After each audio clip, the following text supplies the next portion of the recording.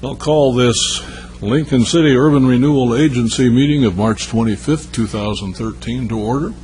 Roll call, please. Okay. Henry Quant. Here. Dick Anderson. Here. Gordon Eggleton. Here. Gary Ellingson. Here. Chester Norikis. Here. Wes Ryan. Here. Roger Sprague. Here. It looks like we have a little less than a full house. See that Jerry Warner has signed up to speak under comments from citizens present. Jerry, come on up.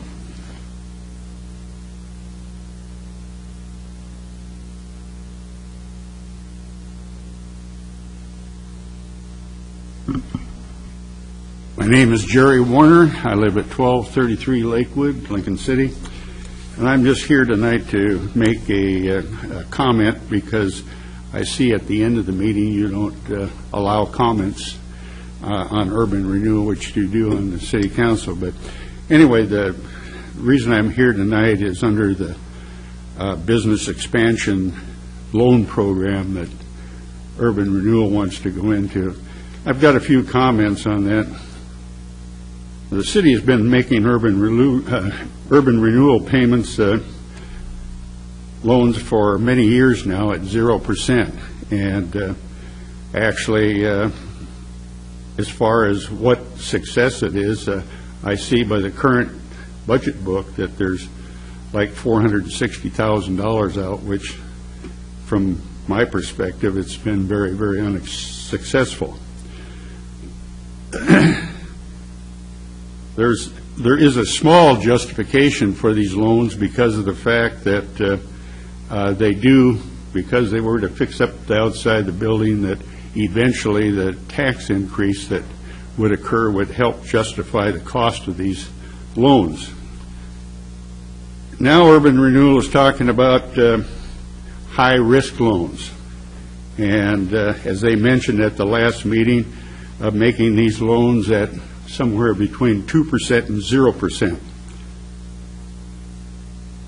This would be for applicants that couldn't find loans at any other banking institution to help their businesses along.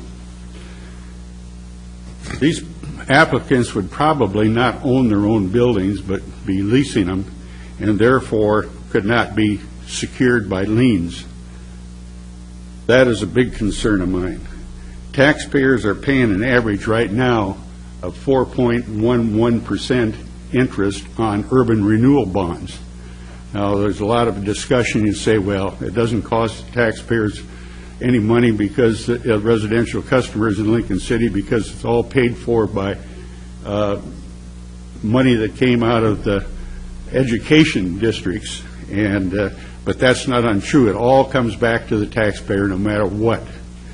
And that 4.11% interest is a pretty hefty thing. In fact, just in 2012-13, taxpayers paid $248,714 for interest alone on the bonds that are outstanding in urban renewal. The SBA Small Business Administration this last year lost millions of dollars on bad loans, and with a default rate of over 4%. In Lincoln City, over 50% of all the new businesses fail within 2 years. This city should stay out of the loan business, and especially because they have absolutely no knowledge of the business whatsoever. In conclusion, I'd just like to say that I don't think it has any place in urban renewal because it is not going to return any dollars back to the taxpayers. And very good chances that we'll end up eating a lot of loans, especially if you loan it on cooking equipment or other furnishings in buildings that they couldn't get a successful loan through banks. Just my comments. Thank you very much. Thank you. Is there anyone else that would like to speak? Okay, then we will go on to the special order of business, Public Works Lighting Project. Excuse me, I jumped over the minutes. Sorry about that. We have the minutes before you of February 25th, 2013. Are there any additions or corrections? I have a correction, Mr. Chair. There was a memo from the Urban Renewal Department regarding the minutes, and a motion to approve the final program document for the local program support grant was added to the minutes. So I would move that we approve the minutes as amended. With that amendment? With that amendment, yes. Okay. Second? Any discussion? All in favor, say aye. Aye. Opposed? Carried. Okay, now we go to special order of business. Sorry about that. The Public Works Lighting Project on East or North 33rd. Great. Good evening. So every budget year, Urban Renewal allocates some funding for public works projects. And before you this evening are two projects, two funding requests, one of which is a lighting project at the North 33rd crosswalk using what they call RRFBs, or rectangular rapid flash beacons. RRFB is obviously a little shorter. And then the second project is a sidewalk extension on Highway 101 from going across the Osborne Saw to Bonita Plaza, so just near Southeast 19th. And we have Lila Bradley and Stephanie Reed here to explain a little more about the projects and answer any questions you may have. Okay. Come on up.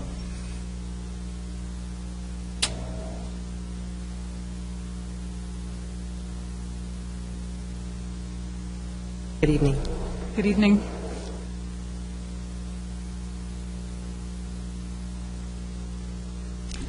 I'll talk about the first project, which are the rapid flashing beacons. In an effort to improve the safety of the crosswalk at Highway 101 and North 33rd, which is Starbucks to the east and U.S. Market on the west, Public Works is proposing to install LED rectangular rapid flashing beacons. These are light bars that would be mounted to the existing head crossing signs, and they would be activated by the pedestrians. One nice feature is the LED output is automatically adjusted by monitors for maximum visibility at different light levels, so day and night outputs are adjusted. The cost estimate includes the electrical connection and the installation of the actual units themselves. The units have a 3-year warranty, but the LED lights are, we anticipate, or they anticipate 100,000 hours. And that translates, since obviously they're activated, we think that these should last over 20 years without a lot of maintenance. So we're asking for approval from the agency to use Urban Renewal budgeted crosswalk funding in the amount of $15,000 for this project. Any questions? I have a question. Yes. Sure. I know that we have had some experience with some LEDs that we have tried installing for various safety purposes where I work. And one of the issues has always been when we get large surges of power, which we do here in the fall, they all burn out. So my question is, do you have any kind of a breaker that would save them, would pop to save them, that could be turned on?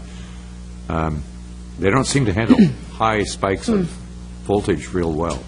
Okay. Well, the manufacturer is the one that gave me the statistics on the estimated hours and the warranties. She didn't mention, we didn't talk about power surges, but because this is going to be hardwired to the electricity that's already available for our overhead illumination, our lights at that location, we can certainly talk to the installers and make sure that we've got at least addressing that concern. I hadn't heard that before. Well, the technology may have improved, here in the last year or so. I mean, it's constantly improving, so they may have come up with a solution, but the last time we tried it, which was about a year ago, our first power spike, and there they went. So, Well, that's a good question. We'll Good point. yeah. make sure we talk to him about it. Other comments, questions? Mr. Chairman, Mayor? when do you anticipate installing? Well, after your approval, we'll probably go back and look at a couple of different options. We've had these actually brought on site and tested, and I think some of the committee, we had quite a few different people take a look at them. And this was, I think, the best one. I didn't get a chance to look at this particular one. But we have the options of looking at a few more details on them. But do you expect that, in a month, they'll be in place? Yeah. Okay. So, Mr. Chairman, that leads me to the question, if I'm reading this right, we're looking at allocating funds from the next fiscal year? Actually, this fiscal year. Oh, okay. The funds are there, we just didn't identify the exact projects. Okay. So Urban Renewal always puts a placeholder for around 80 to 100,000 in their budget, and then we have the projects that we bring forward. So so this is incorrect, then, the proposed, where it says budget 20,000, in parentheses, proposed 2013/14 urban renewal? I believe so. I think it's supposed to be in this year. It is an error? Okay. Oh, that's great, because I was getting a little gun-shy approving projects that we hadn't Yeah, approved that the you haven't budget even- on. But Gone through the budget process on. Right. Other concerns or questions? Yes, sir, Mr. Norikis. Lila, under the traffic safety supply service quote, it says that the modems are going to require a yearly Blink Link service at $195 a year. Is that correct?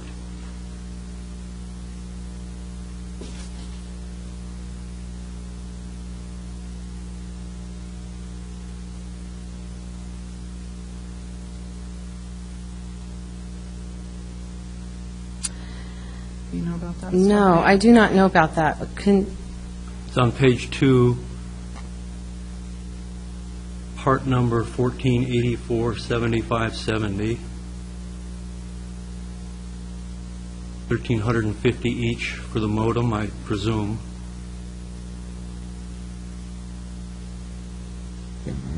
Hang on a second, sorry. Communication modem with Blink Link access includes 2 modems and 1-year subscription to Blink Link online monitoring. Note, additional years of Blink Link service may be added for $195 per year per modem.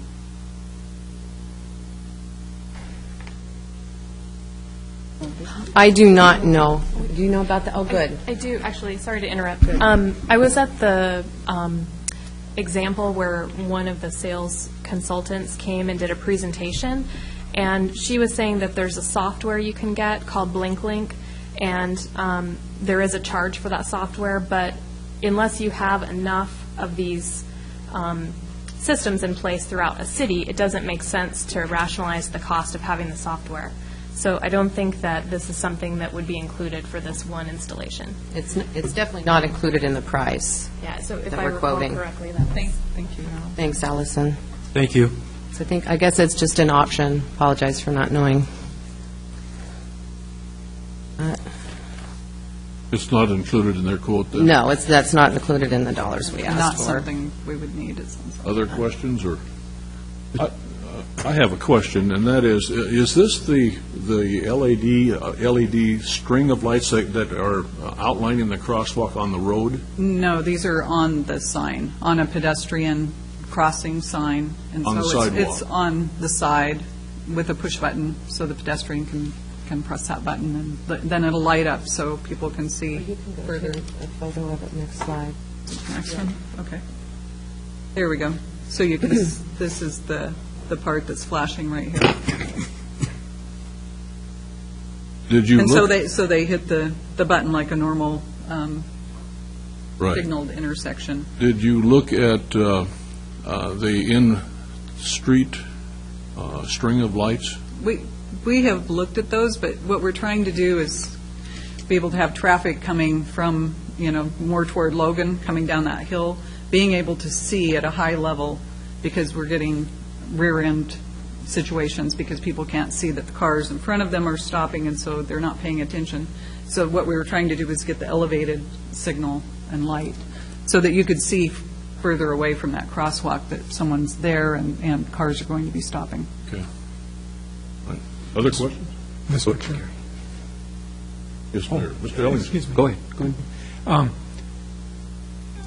Stephanie, and I know I asked you about this the other day, and I didn't thoroughly research it, but I believe, and this request may have nothing, I mean, these things may have nothing to do with each other, but along with everything that is going on in that area, if, and I'm looking down at the aerial picture right now, if you're going south, right after that bulb out, there's kind of a curved area, and I don't think there is no parking in there. I mean, when I went by there the other day, there was a motorhome parked there. But I don't know how long it was there for, maybe not long. On the right directly across the street, I think the school bus stops there. And I'm not sure that when the school bus stops there, the cars stop. They might keep going. And I mean, one of the first things that I would do if I was trying to make this area more visible and safer is like look at least those two aspects. I mean, maybe the school bus stopping there, that's not that may not be that big a deal because it's not there for very long, I would assume. But as far, I think right around the crosswalks themselves, the parking should be restricted. And then people would have a better chance of seeing lights or people or whatever else it is. We tried to allow, during the initial design, we tried to allow a place for the buses, both school buses and the transit buses, to stop, pull out enough away from the road, but still, yes, there's times when those may be blocked by large vehicles or buses or RVs. As you mentioned on the southbound, we don't have that controlled, that area controlled and marked no parking, so sometimes there's deliveries or RVs or large vehicles that can't pull into U.S. Market that do use that strip for parking. Since you mentioned that to me, I honestly hadn't seen that be inhibiting the site once a pedestrian is standing out in the bulb out, but we will take a closer look at that and see if there's better controls or painting we can do to keep at least cars a distance or vehicles a distance from being parking too close to the bulb out. Mr. Chair. We'll just have to do that. I drive through there all the time, and the school bus doesn't use their red light there because they are completely off the highway. Once they're completely off the highway, it's illegal for them to use the red light. The county transportation also pulls completely off the highway. I know what you're talking, or what Mr. Ellingson is talking about. On the south side or the west side of the highway, primarily, about in front of the car place is where I've seen trucks stopping, and that's what they're doing, is they're unloading for the U.S. Mart, which actually is far better than what they used to do, which was park in the center lane and have to truck their stuff back and forth, because that's the way they used to supply that market. They couldn't get into the market, so they would just park in the middle of the street. So, but yeah, I agree. I think it can be a problem.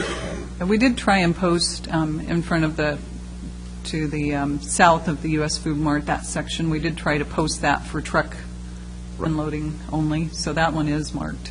So we can come up with probably some marking for that other side. I'm not trying to create a problem for someone. I'm just thinking that right around the sidewalk itself, immediately, within 20 feet of each side or something, it would help if vehicles weren't there so that you could see if someone was there at the bulb out wanting to cross. Okay. We can Just a take a thought. look at that. Yeah, we Yeah. will. Or however many feet. I just picked that number out of the air. I have no idea how many feet. Okay. 5 feet, There's some 50 feet. guidelines that have. are Yeah, there's out some there. good guidelines. Whatever the And it rules is say. kind of it's a unique area, so, and Yeah. we can work it for bus pull-out, but The sight lines there are pretty tight, and I agree with Mr. Ellingson. I think that it would be worth looking at that, and at least one car length, and if not more, maybe a car length and a half, something of that sort. yeah, and it's kind of like this pedestrian illumination is, we looked at it at the beginning of the project, and being 3 lanes with the island, we're thinking, we had actually put some things in place for planning some sort of illumination there in the future, and it's just, it's definitely warranted at this point. I know that that's a often used crosswalk. I know I've stopped there many times, and I think we really need to make sure that people can see. And I think one of the things is, we're all used to seeing people there and know it's there, but when we have people from out of town that don't see it, this will give them a chance to see sooner that someone's there and it's a crossing. Mr. Anderson, just a second. Well, go ahead, because I was just going to make a motion. Okay, go ahead. Regarding parking, the flashing light is going to be 10 feet high or so, isn't it? It'll be, I think, the same as what's there. Well, it'll be between it'll be right above the arrow as shown on the photo. So it looks as though it's going to be above any parked cars or any parked vehicles. Well, Yes, yes. So, I mean, you can have RVs or, even the school buses might be a little bit taller than that, but it will be illuminated on both sides and on both sides of the street. yes. My question was going to be that how many people are going to recognize that as a crosswalk sign or a flashing light? What does it mean? Is it that commonly used elsewhere so that people are aware that that's what it is? It's becoming more common. They have them in Portland, and you mentioned rural areas are doing the ones with the solar on them, but I wonder if the state has recognized that in their driver's manual so that people can learn what that's all about. yeah, I don't know about that part of it. We can look into it a little bit more. Mr. Chairman, my experience is it's a bright light, and your eye is attracted by it. You immediately see the crosswalk signs. Okay. Even us old guys right. catch on pretty quick. Said you had a motion? I would. I'd make the motion to approve the use of urban renewal funds for the Public Works lighting project for Highway 101 at North 33rd Crosswalk, the rectangular rapid flashing beacons. Second. There's a second. Any more discussion? Do we need a roll call or just a voice vote? Since it's money, probably. We need a roll call. Roll call. Okay, roll call, please. All right. Ellingson, Yes. Norikis. Yes. Quant, Yes. Anderson, Yes. Ryan, Yes. Eggleton, Sprague. Yes. Motion carries. Okay, let's go on to Highway 101 South 16th to 19th. Okay. This is a sidewalk project that we've had in design for some time. It's about 90% complete. It needs a few more approvals from ODOT. And the property owners have been in favor of this project. We've met with Jim Orsborn today, and they're in favor of it. The Bonita Plaza was in favor of it. And before we went and talked to them too much, we wanted to come to the agency and make sure that you're still on, that you're on board with funding this project. So, and it goes from Southeast 19th Street on the east side of the highway to the sidewalk at North Lincoln Sanitary Service, and it includes a bus pull-out and a bus shelter. And so we will be needing to get some construction easements probably, and I don't know that we'll need property acquisition, but easement for that bus shelter. Okay. And you can see from the pictures that the sidewalk will go along this section right here, and then the bus shelter will be down here further. That includes curbs as well? Yeah, the curbs are actually already there, so we'll reuse what we can. It'll be pretty much behind that curb. We have this meandering a little bit, and it'll be kind of that whole section at the end of at Southeast 19th Street. But it will clean up this area, give people a safe place to walk, because right now they're walking on the edge of the highway. And these are some folks that we just saw today out there, and their son was walking up here and falling in the rock off the edge of the curb, so. Okay. Any questions or discussion? Mr. Mayor. Mr. Chairman, Lila, the question I had when I saw this is remembering our discussions with ODOT and the GAP project, and if I'm not mistaken, that it's about 23rd, and originally the project had 2 sidewalks on both sides. The sidewalk now on the east side is being phased to a later phase, so it'll be only on the west side. So my concern then is, how do we get people from Nelscott or whatever walking up the sidewalk now, heading north on the west side and get them crossed? And I love filling gaps, and this is the right thing to do, but isn't there a just as important gap on the other side, and then somehow we got to get them across the street to your bus stop? It is an important gap. However, it's on a hillside, and so it's going to be much more expensive to pull that shoulder back and put in probably a retaining wall. It's right at Bard Road South. Okay. And there's a really steep hillside there with a building on top of that hill. And so it's going to be, that section was going to be much more difficult, especially right next to Bard Road. And there is a sidewalk, directly across from this sidewalk. Right. And you also have apartment complexes and a lot of pedestrians, that are walking toward Bi-Mart and the mall, and you see people using this section all the time. I think it's a good fill-in section, and then of course going further south from Southeast 19th to 23rd would be good. Okay, so that's still lacking, and that'd be a future project. Correct. Soon that we could do, and maybe that's where a more higher density aware crosswalk would consist. I'm only raising it because of knowing that the sidewalk's going to be on the west side through the gap, and then how do we get people across at a bus stop? And if we can get them across earlier, then I think we're just better. But that helps. Thank you. Okay. Other questions? Yes, Mr. Marakis. Is the Osborne sauce sign going to be affected at all? It's not there right now. They do have plans in the planning department for their new sign, and so it'll go back essentially where it was. Okay. And so we've been assisting with that throughout the design of this project. And the bus shelter, will that be in the city right-of-way? It's in the ODOT right-of-way. ODOT right-of-way. Okay. It'll be on the shoulder. Okay. Thank you. Other questions? I actually have a comment. I like this project because I go through that area multiple times a day, and most of the people are walking on the east side of the highway, whether the west side of the highway down through till Newton to Nelscott is a better way to walk. They're walking on the east side anyway, so I think this is a good project. I couldn't figure out from where your map here where the bus shelter is actually going to be located. It is on the very north end of the project, so... Nestled right up next to North Lincoln Sanitary? Yes. So Okay. It will be right in that location. Okay. On the north side of the Osborne. Yeah, all right. So right about in here. Yeah. Okay.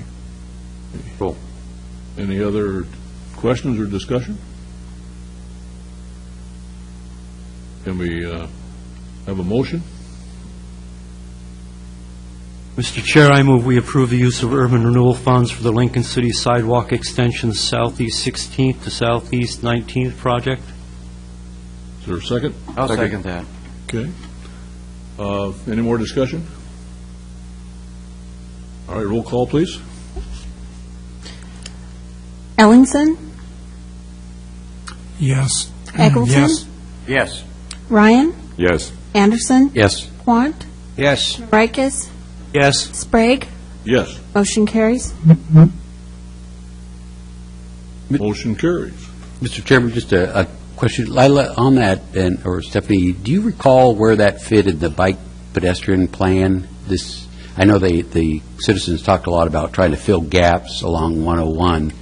I'm assuming this was, a high point trying to get up to the mall and stuff.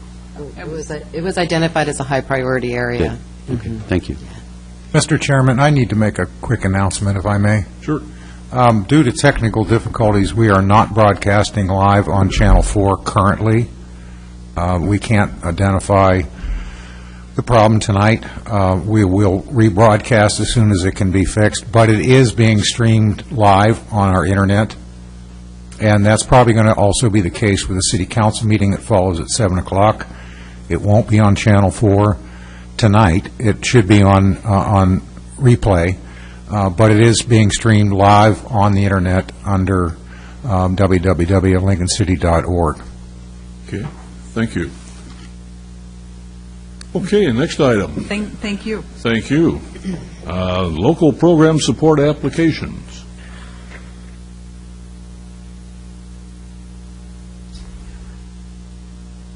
Okay.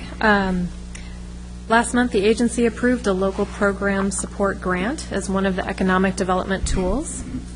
And staff made updates to the web page just to let you all know that describes the tools that are available now and the ones that are under development. So if anyone's curious to see what that looks like, it's lincolncity.org, and then you go to the Urban Renewal page and you click on the link for economic development programs, and it'll show our facade improvement loan program, this one here, the local program support, and then the other two that are under development, the energy efficiency and business expansion. So the goal of the local program support grant, as you may recall from the last meeting, is to provide an annual financial assistance program for local organizations involved in economic development activities that support the mission of the Urban Renewal Agency and provide services within the Urban Renewal District. The program allows grants up to $10,000, and that's subject to availability of an initial $50,000 of annual funding.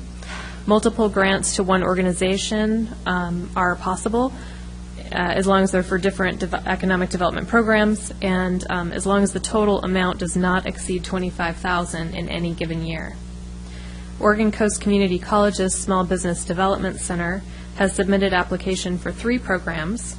And since this is our first application for this grant program, Dave Price, Small Business Development Center Director, attended the loan committee meeting that we had last week, and he's here again this evening to provide a brief summary of the requests and answer any questions you may have.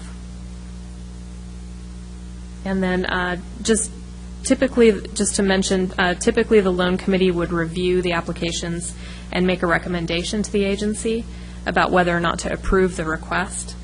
But in this case, since this is new territory for us, the loan committee, just to let you know, had no objections about the 3 different requests, but they did ask to have a full discussion at the agency meeting tonight. Okay. Dave, do you want to? Trying to connect to a network. Trying to connect to... Good evening. My name is Dave Price. I live at 248 North Bear Creek Road in Otis. And if I may, Allison, if this works with your plans, I just have about a 4-minute description for our online viewers, I guess, and you to sort of summarize what's in the packet that I believe was provided to you. I do thank you for your time, and I also recognize that your agenda for this evening's City Council meeting also includes Dave Price, and I understand that I'm better in small doses. I apologize that you're getting a double whammy tonight, but they are 2 separate issues, and it's just the way the calendar worked. But as you've heard, I'm here tonight at the request of the Urban Renewal Loan Committee. 2 weeks ago, I formally presented our 3 projects to the Urban Renewal Agency and its local program support applications. Those proposals, again, are in your packet. Each of the applications is designed to capitalize on the different strengths that I believe the Small Business Development Center at Oregon Coast Community College has to extend our services to Lincoln City's businesses located within the Urban Renewal District, including businesses that might not otherwise be able to participate in these programs. The 3 projects we've submitted for your consideration are designed to provide direct assistance to Lincoln City businesses to better arm them to survive and thrive in this challenging, if slowly recovering, economy.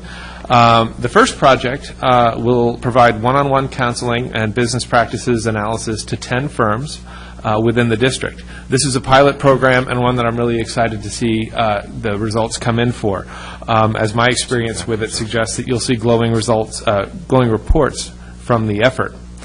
Very few of our Lincoln City businesses could afford the extravagance of inviting a trained, highly skilled, experienced business counselor into their business to visit, observe your practices, interview, and advise. The program would also include a self-audit to be conducted by each business owner and a written follow-up report provided by the SBDC, including findings and recommendations to be provided to the client shortly after the visit. The second of the 3 projects that we've submitted tonight would create from the ground up an entire small business management program class of 10 Lincoln City businesses. In recent months and years, Lincoln City's businesses have turned out in great numbers when the SBDC has presented workshops and classes regarding technology and the new tools suited to help small businesses. To further fill this demand, we've crafted a new iteration of our popular small business management program with a very centralized high-tech focus in addition to our core business curriculum. We've dubbed it the ISBM, and like our traditional program, this is a 2-year certificate program that's comprised of in-depth fundamental business education in a classroom setting, plus a monthly counseling component. This chance to sit down with an SPM coordinator one-on-one to discuss the particular challenges facing your business is really, really valuable. Through the Urban Renewal Grant, if we're successful, we'll be able to create a class of Lincoln City businesses to go through this process together. Kind of not unlike a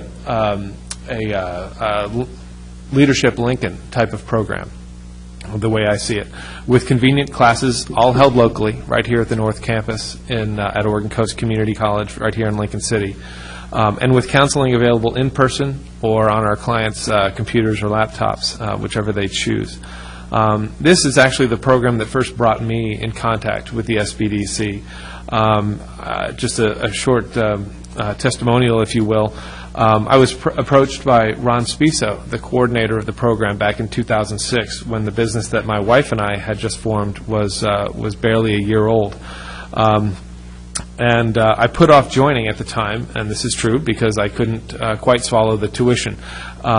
It was 2 years later, when the economy had truly come off the rails, that I bit the bullet and wrote that check. And another 2 years after that, the economy was still in a shambles, but my business was thriving and growing at probably faster than any business of its type in the state. And I credit the SBDC and the Small Business Management Program for a great deal of that success, and for that matter, for our ability to sell that business last year. And I say that with all earnesty, and that's it's just as powerful as that program can be. Through this program, we can provide that kind of service to these 10 Lincoln City businesses, though each will still have to commit a tremendous investment in time, effort, and sweat equity. None will face the burden of paying the full tuition on their own. And Lincoln City will benefit with a more closely knit, educated, and savvy business community. And finally, the third project that we've submitted for the grant consideration is a direct response to a comment made by one of you, I forget whom, in a previous discussion about these grants. I'm paraphrasing, but the question was something like, we aren't going to be paying with these grant funds for classrooms held in Newport that 5 people drive to. And that really struck a chord with me, because we hear that kind of concern frequently, and we're working hard to address it. This third element of our proposal tonight, or third, I suppose, separate proposal, is to scholarship classes for Lincoln City residents, classes that we can make available right here in Lincoln City in most cases. While the SBDC does hold a solid number of classes at its Newport campus, the central campus located in South Beach, it does offer those same classes in Lincoln City. The larger population base has meant traditionally that classes are held more often in Newport, more terms of the year perhaps, but this project can change that in part. Through this project, the Urban Renewal Agency can help each and every business within the district achieve greater success by paying tuition for one class per term, providing that extra expertise in accounting to help straighten up books and achieve greater efficiencies, or in social media to help reach out in new, affordable, and compelling ways to new customers, and e-commerce, among other choices, to help sell to markets well beyond the Coast Range. And we're very excited about that opportunity as well. So those are the three projects that we're presenting this evening. As many of you know, I am new at the SBDC, having come aboard just over 2 months ago. But as a past client, as you've just heard, I'm 100% confident on the impact we can have on local businesses. These projects will help us deliver our services in a concentrated and unprecedented way throughout Lincoln City proper. And I'm excited for all of us to see what impact this education, assistance, and counseling can have for our community. And for the record, the Loan Committee did ask when I presented these initially at the Urban Renewal Agency if we could have anyone who had participated in these programs, perhaps with less obvious bias than myself, come and talk to you. And I know that I originally scheduled them for 6 o'clock tonight. And it was Mary Jarvis from Starfish Framing, Bruce Polvey from across the street at the Electronics Superstore, and Lindsay Johnson and Rhonda Brewer of Phantom Star Designs, among their many other businesses. And because of the scheduling snafu that I made, I don't believe everyone could make it, but I do think that Lindsay and Rhonda are in the room, and I'm sure they'd be happy to answer any questions if you'd like. And with that, I'd be happy to answer questions as well. Mr. Chair, Yes. I have a question. Say, Dave, with each one of these three different items, you had mentioned a anticipated expense or a cost, Yes. but then are requesting an amount lower than that. I mean, not significantly, but The way I read the grant program, we were asked to try to cover at least a portion of what we could fairly estimate would be the true cost on our own. And so in none of the programs did I submit a request for the 100% of the cost, I believe. also whatever the difference between the amounts are, would that be made up in cash, like in tuition? Somebody would be a reduced tuition? Not in all cases. Like the scholarship classes are scholarship classes, and so those would be the prep time, for example, of the courses typically that we pay each instructor. We have independent contractor instructors as well as our staff will occasionally instruct, and we pay different rates and different times for prep. And those funds aren't included in this, and that's just a cost of doing business that we have. We're funded by a number of different sources, and no one source actually provides more than 20% of the SBDC's funding. So if you looked at a pie chart, it's like you would never want to share a pie that many times. There's lots of small slices, and so I don't know if I'm answering your question, but with our program income, the revenue that we would generate just by charging the tuition we charge for standard classes elsewhere in the county, for example, those kinds of funds would go to cover this difference, as it were. So with the two amounts, the grant amount and the actual cost, that difference, some other contributor would make up that difference. I mean, but there would actually be somebody making it up in dollars. I mean, oh yes, the SBDC is. There would be an actual cost there, which would be paid for by some other contributor.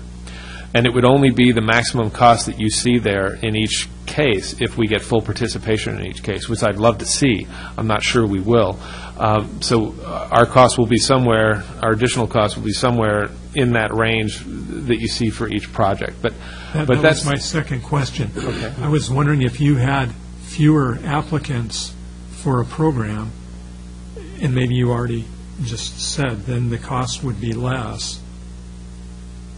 So the grant would be reduced or refunded, or a portion, a percentage portion of that would be refunded or not requested, or... Yeah, typically with the other grant programs that we've encountered in the past, I say this as a 2-month veteran on the job, but we don't bill in advance for work. We wait until we've got a deliverable. And one of the things I know that was stressed by Urban Renewal is that we'll need to provide not just here's Tom, Dick, and Harry who attended this session, but here there are evaluations of what we delivered in terms of deliverables. And so not until we compile that for each and every one of these will you receive an invoice as we move forward. And so we would only bill for what was delivered, even if participation was only 50% of what we hoped for. Thank you, Mr. Chairman. I think that's important, what he just, You bet. So that's... Other comments? Yes, I do, Mr. Chairman. I need to do full disclosure. I am a graduate of the SBM 1 and 2, and I can't say, I think Dave said it perfectly to me. I had a problem financing the classes too myself, and I'm still in business. And my business is for sale too, but that's, I can't say enough about the program. Good, thank you.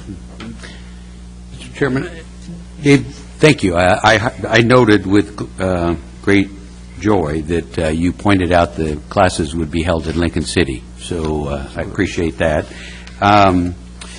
Did I also understand then that the classes are held at convenient time to existing businesses, or are these 9 to 5 classes, or are they evenings, or a mix? I would say a mix. However, we really skew to the evenings. We do offer some classes in the afternoon. Typically, they are classes that require lab time, and basically I'm thinking of 2 fundamental categories. One is web building, where typically we'll have people come in from 2 to 5, and this is a class that we compress into a day. But again, based on the demand, we're more than happy to change the structure. But this is where you have classroom instruction for 3 hours, we take a dinner break, and then come back at 6, just so that we can keep Dave Price around a little longer to welcome everyone back into the campus. And then they stay till 9 with an open lab with an instructor. Now, the other exception to that is we have a suite of Microsoft Office classes that we offer for Microsoft Word, Excel, and PowerPoint. And these are more fundamental. I think you'll see fewer business owners per se in these, but a lot of frontline type employees I think are ideal candidates. And those typically, because we need a chunk of time, are, I believe, 9 to 1, 9 to 2. They're right in the middle of the day. So the employer faces 2 burdens if they want to send a staffer. They're paying for that time, and they're losing them for the day. But the rest of our classes tend to be in the evening. And to prove that, I've brought you all Catch the Wave. It's our spring course schedule. If you didn't receive it in your mail on Saturday, I've left some at the front desk. For anyone who's watching this online, you can find a copy that you can view on your tablet or computer at OregonCoastBusiness.com, and it is a guide to every course that we offer at the Small Business Development Center. Mr. Chairman, if I could continue, another question, follow-up, much like Gary was talking about, but I'm concerned about the stake. What does an applicant have in the program? Because it's easy to make a commitment to attend if it's free. And I can be knowing I need it, want it, but if I don't have my own money in it, for example, getting back to the schedule, I can always find something else to be doing when you have the class. And maybe Mr. Price will give me a certificate for attendance at the end of the stuff. Have you looked at this, what's invested, what does the individual have invested? That's an absolutely fair question, and one that we went around. And I'll tell you that of 2 of the 3 projects, I have a really good answer for you. A third, I don't. The way we've written I'll start with that one. The way we've written the scholarship program, anyone in Lincoln City who has a business within the Urban Renewal District can come in and say, I'd like to take your social media class, and we say, great. And typically, these are one-night classes. Now, you'll notice there's a range of up to 150 students could participate. Well, if everyone signed up for our 5-part series on QuickBooks, which in my mind is you're completely eligible to the way we've written this application, that's great. That's $159. And if everyone did that, then I couldn't extend that to 150 folks. But for our $30 classes, we certainly could. So the skin in the game that people have for that extent is basically showing up and paying attention. So the more critical issue, I think, is, for example, the small business management program that Councilor Quant and myself have both been through, and Lindsey Johnson. There's a couple of things. Number one, there is a $50 contribution to their tuition that is not included in this grant. That is, I know it's token in the grand scheme of things, but it's per term. So we're normally looking at a $900 per term cost. Per year cost, so $300 a term.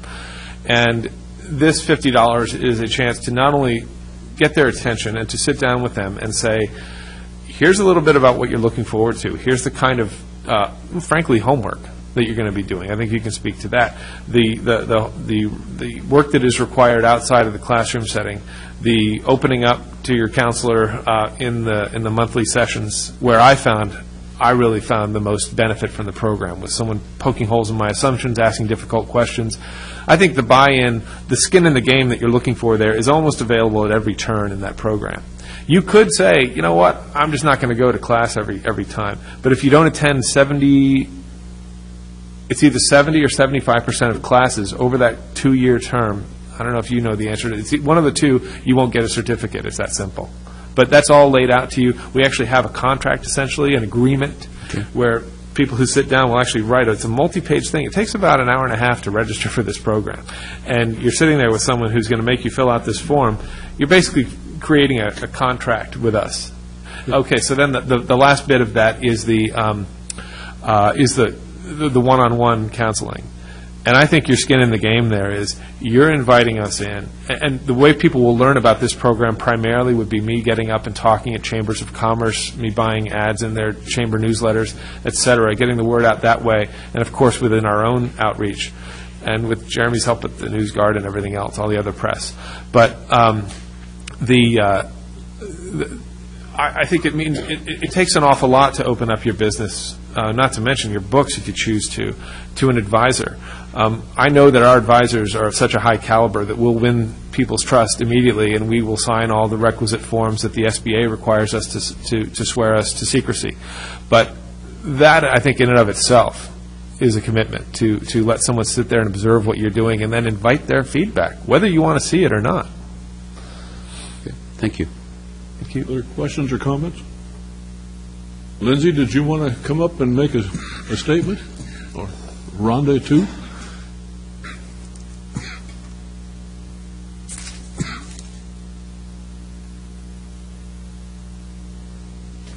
Good evening. State your name and address, please. Lindsey Johnson, 735 Southeast Jetty.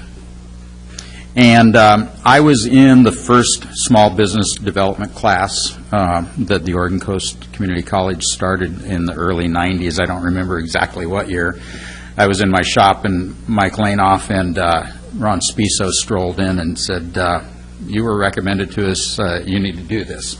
And so that was a long time ago. And then Rhonda, my wife and partner in Phantom Star Kites, we went through the program again, 6 years ago, something like that. And it's a 2-year program. We had the benefit of a scholarship, I believe, as Phantom Star Kites. And it helps so much, and having more classes in Lincoln City and would be a benefit, because we had to go to Newport for every one of our evening classes. So that was 4 years, once a month during the sessions to go down there, plus taking other classes. And the other benefits to it, like Dave was saying, is the monthly counseling. That's invaluable. And Ron Spiso, who was the only counselor at the time, having lunch with him is it's just always an experience, besides learning stuff. So, we learned how to operate QuickBooks. We learned how to do break-even analysis on products and things that, we would never have thought of. So it's been a real benefit to us that way. And the other thing is that I'm also an instructor at the program, so I teach some classes to the college on on your tablet computing. So we have that coming up in May. But anyway, it's been a great benefit. And did you want to add anything, Rhonda? Oh, thanks. Okay. All right. Thank you very much. You bet. Anything else, Mr. Price? Not for me. Okay. Sure. Yes, Mr. Mariakis. Mr. Price, regarding enrollees, do you need 10 enrollees in each program in order to have it in Lincoln City? Short answer, no. Depending on the class and what we're talking about, for example, the scholarship thing is that is going to be on a case-by-case basis. What our threshold is, it might be as few as 4 students to have a class. But because we have to reserve rooms in advance and things, that will take a little bookkeeping wizardry on our part. But we're more than happy to go to work on that.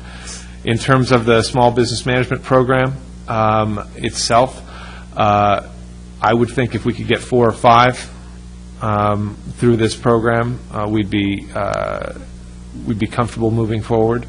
You would be comfortable having the class in Lincoln City? Having the class in Lincoln City. Because it lowers the bar of the people that we need to attract from elsewhere.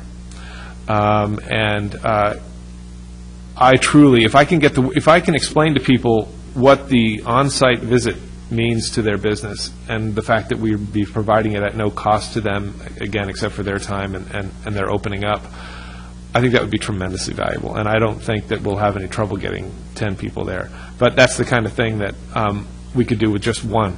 And with that one person, if we could come back again and shout with that person sitting here talking about what they got out of it, I think that we would have no problem recruiting in the future for that. So essentially, regardless of the number of enrollees, the classes will be held in Lincoln City? Yes, if we had the flexibility of terms, absolutely. If we had to wait until the fall term to get a class in Lincoln City and line up people, we would definitely take the time to do that. So yes. And Mr. Mayor, at the last meeting, you had concerns regarding the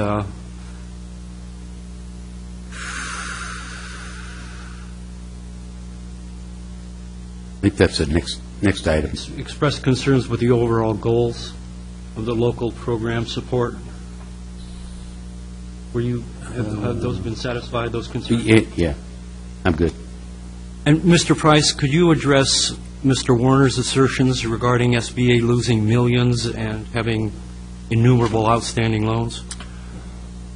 I would rather not. I haven't seen the latest numbers. I know that this hasn't been a great decade to guarantee any loans, but it is worth noting that the SBA is a guarantor of loans, not a maker of loans. And so if the SBA backs your loan, then yes, they can certainly be held holding the bag, and I think that's what he's referring to in the case of that. But I would hate to go on record citing numbers. I'm sorry. I'm not prepared to do that. Would it be possible for you to get that information to us at some later date? Sure, I could. Yeah. I'd appreciate that. Thank you. Certainly. Anything else? Is there a motion to proceed? Mr. Chairman, I'd make the motion to approve grant funds to the Small Business Development Center for 3 different programs as noted in the staff report. Is there a second? Second. Further discussion? The roll call, please. Norikis, Yes. Quant, Yes. Anderson, Yes. Ryan, Yes. Eggleton, Ellingson, Yes. Sprague. Yes. Motion carries. We are out of time for this meeting. It's 6 o'clock. We have a council meeting that takes place at 6 o'clock. Can we postpone? Mr. Chairman, I really don't think this is going to take any time. It was just a come back with a format. On this business expansion loan? Exactly. Okay. And do you want to take a few minutes and do that then? yeah, if we could, so we could move it on. All right. Let's go ahead with that. Okay. So, as the mayor summarized, this is really just coming back to you since the last meeting with some revisions and formatting changes.